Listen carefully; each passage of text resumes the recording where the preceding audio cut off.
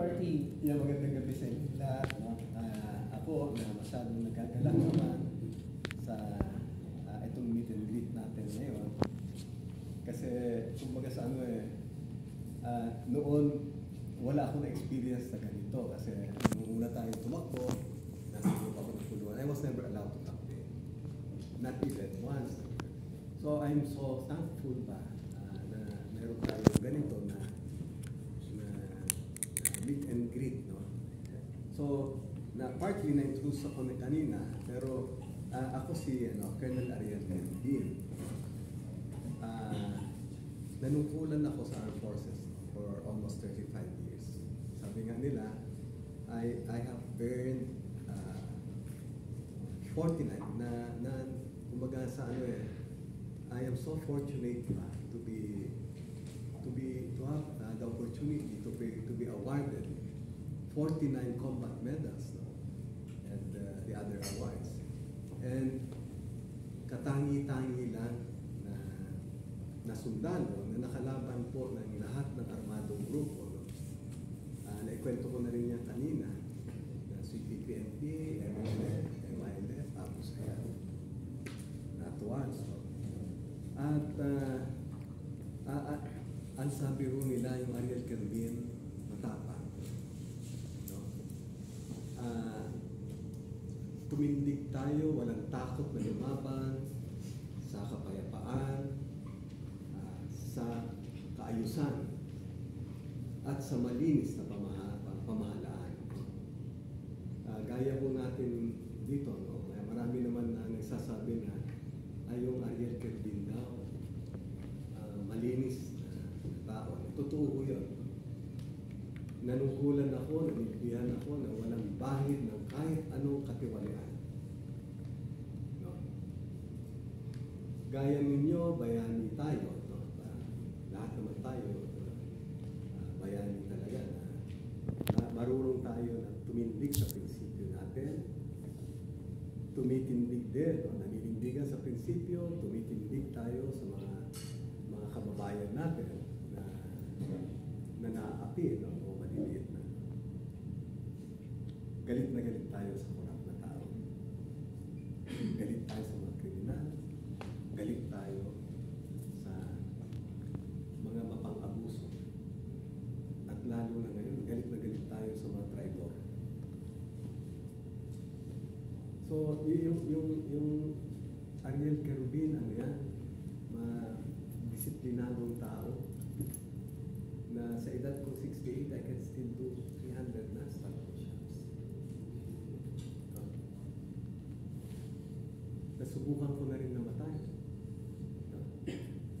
At sabi nga ni yung isang nag-interview, Manong, meron ka bang anting-anting? Nasagot ko siguro meron pa tayong mission. Alam niyo yung sabi ko na nasubukan ko na namatay. I had 67 shrapnel. I can probably, dati kasi nagsusuot ako ng t-shirt ba na pwede kong i-unzip na ganyan. Pinapakita ko. Pakita ko pa rin sa inyo. Yan. Ito. Yan. Pag nagtanggal ako ng parts, marami yan. Ito. Lahat yan. Ito.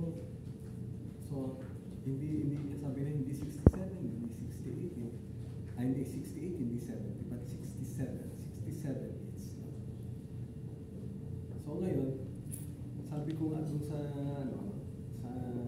mga kausap ko kung ito lang patunay ba na kaya kong tumanggap ng ganitong karaming baala ba or sa pagmamahal natin sa bansa, pagmamahal sa taong bayan. At handa pa rin ako na tumanggap ng mas maraming bayan para sa ating, para sa bansa. All for love of country. At ang ko nga na sinasabi, kung tayo pagkalooban ng ating Panginoon at pahintulutan tayo ng ating mga kababayan na manilbihan ulit, manungkulan sa bayan, handa handa po tayo. Handa po tayo. I can always leave my comfort zone for a higher calling. I've been through a lot, no? Others might say na, Sir, pwede ka naman manahimik na o ano, di ba parang, pero sayang lang yung binigay sa akin na panibagong buhay ni Lord. Kung I finally was able to catch up with my family, no, and became a responsible father. So why can't I offer myself to be a responsible father to our nation? You know, ikwento ko rin lang sa inyo yung nangyari sa buhay ko kasi I would have been the first general in my class. But God had to take away my freedom for me to realize that career is not everything in life. He jolted me to my senses, took away my freedom. So as days turned into weeks, weeks turned into months, months into years, I became closer to my family. So this year, hopefully, all of them will be professionals. 7 of them. So if I'm asked, Sir, anong malaking accomplishment mo sa buhay? Sabi ko, hindi ho yung Medal of Honor, hindi ho yung mga medalya ko. All my awards paid in comparison with what I have accomplished as a father. I was awarded by the foundation nila Chief Justice School, Ulirang Ama. At ibang gandang pakinggan, Ulirang Ama. Ang tanong ng misis ko na, Ulirang asawa ka kaya? But kita niyo yung kung minsan nga sabi ng mga nag-i-interview kung nakikipaggera kayo, hindi ba nyo iniisip na meron ibang may maiiwan kayo na pamilya? Hindi ako nag-isip na gano'n. Iniisip ko lang yung kapakanan ng aking mga tao. I have to be decisive pa. Kasi kung namatay yung mga tao ko, alam ko na mas mahihirapan yung mga asawa nila, yung iiwan nilang pamilya.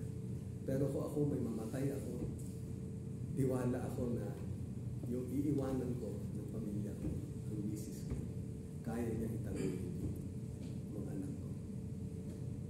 Kasi when they tried so hard to render me irrelevant last time, it was my wife who stood by me, who took the cudgels for me.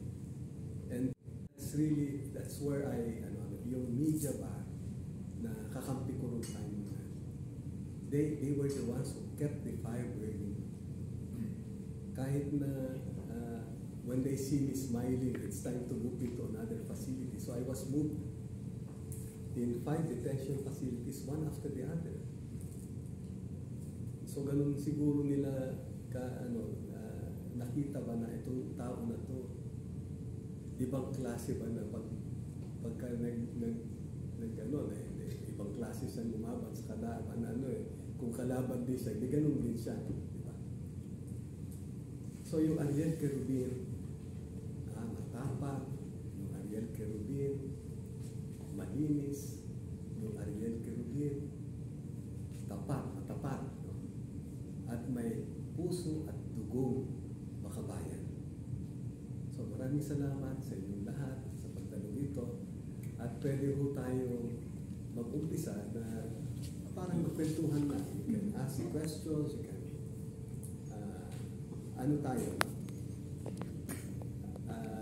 yung kanina ikwento ko kanina nung umpisa pa lang na ang panawagan ko palagi kasi after what I've been through, I have seen and felt a lot of sufferings while out there in the field, fighting all these arms in actual combat. And while incarcerated twice, fighting for what I believed was right, experience being brought to the morgue. I was clinically dead. So why can't we all sit down, settle all our differences? Kasi kung ang tingin natin, ang may pagkukulang yung gobyerno, then why don't you all surface and then end all these armed struggles and help the government? Diba? Para yung panawagan ko na yan was really meant for the armed groups. Pero nung nag-start naman na yung mga yung alam niyo yung sabi ko nga, yung politics is so divisive. So kasama na rin sila na bakit hindi natin pag-usapan dati to kasi yung ekonomiya natin nagsasuffer na. And for as long as we remain this way, we will not progress. Alam niyo, nakita kami ng isang makabayan na congressman sa Boracay. I was a guest of honor speaker sa Prosecutors League of the Philippines in Boracay. Nung matapos ako mag-endurance speech, in-approach ako, sabi niya, Kuya, pwede ba magpa-picture sa inyo? And then he told me, you know what, pag ikaw pinapanood namin, sabi namin ito talaga, he is a ruthless warrior, a credible one. When he talk about peace, we should listen to him. War is so expensive. So, yun yung ko na nagtataka sila, bakit daw yung isang warrior like me, ganito na peace advocate. Kasi nakita ko talaga, ang hirap na, alam yung feelings ko na nakakadali kami, nakalaban namin, namamatayan ako. Samantalang pwede naman ito na, di ba, hindi mangyari kung maayos ang papatakbo ng gobyerno. Nag-appear ako sa Congress, sabi ko sa kanila, our enemies, now my friends, because I became a veteran, they are no longer ideologues, but they thrive on issues. So for as long as these issues will not be addressed by the government, and the government will not shape us to address all of this, insurgency will persist. Because with what I've been through, I keep on telling, if you review all my interviews, even yung mga nauna pa noon, I was talking, very consistent pa rin ako na the best antidote to insurgency, violent extremism, and even terrorism, it's good governance, aided by a well-disciplined, men in uniform, no police brutalities, no military abuses. Ngayon, dapat ang pinakamaganda na pagkakataon kasi ang armed forces natin, napakataas na trust rating, di ba? Number 1, nagre-reach na number 1. Sana, the other agencies will step up. Di ba? Para naman, yun yung palagi ko sinasabi na when I go around, pag nalaman ko na insurgency free yan, tuwan-tuwa ako kasi ito lang yung nagpapatunay na mahuhusay yung mga chief executive ba ng mga LGUs na yan. At yung gobyerno mismo, maayos, di ba? I attended the Mayors for Good Governance sa UP nung Iloms nila, Mayor Magado. Yung mga naandun na nag-attend, gaya ng Mayor ng Kauswagan, Mayor ng Isabela, Basilan, yung Mayor ng Kauswagan, sabi niya, yung nakita niya ako Of course, ang una nakakita sa akin, sabi ni Mayor Magano, I saw Colonel Kervin. Colonel Kervin and I were jailed fighting corruption. Nung naman turn ni Mayor Romel Arnado ng Kauswagan. So, he was sharing best practices. Sabi niya, when I started giving land titles to my constituents and introduce organic farming, nawala na raw yung mga family feud. Yeah. So, gone were the days when Colonel Kervin liberated Kauswagan in 2000. And then nung turn naman mayor ng Basilan, si Tihataman, ang dami na raw nagsusurrender ngayon na Abu Sayyaf. paano niya papapakinggan, paano nag-surface lahat ito? Nung nag-introduce siya ng mga livelihood daw, trabaho dito sa mga kapatid natin na mundo. So, gone were the days, sabi niya, when Colonel Kerubin was running after them, that eventually led to the rescue of Father Nacorda. So, wala na raw ngayon sa Basilan. Ako talaga ang natutuwa sa nangyayari ngayon na ganun, pupuntahan na ng gobyerno natin. Kasi, sayang ba yung mga lugar? Kahapon nasa Tawi-Tawi ko, ang ganda ng beaches nila. Galing din ako ng Sulu, ang ganda ng Igasan Beach, yung Quezon Beach nila. Basilan, yung Malabawi, yung mga beaches doon. Pero bakit hindi napupuntahan? Ay kasi nga, di ba, may problema sa peace and order. But ngayon, unti-unti na nawawala na yung mga problema na yan. So sana magtuloy-tuloy lang yan. So ang importante dito is good governance. Good governance.